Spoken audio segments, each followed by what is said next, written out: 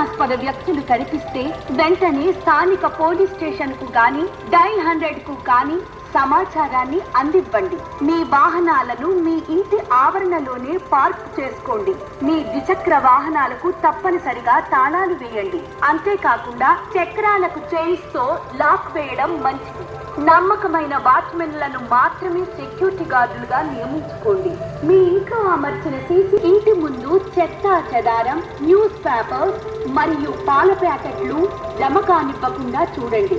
వాటిని కూడా గమనించి నేరస్తులు దొంగతనాలకు పాల్పడతారన్న విషయాన్ని మరిచిపోకండి.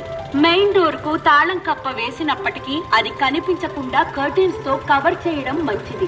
బయటకు వెళ్లేటప్పుడు ఇంటి లోపల మరియు బయట కూడా కనీసం కొన్ని లైట్లు వేసి ఉంచడం ఉత్తమం.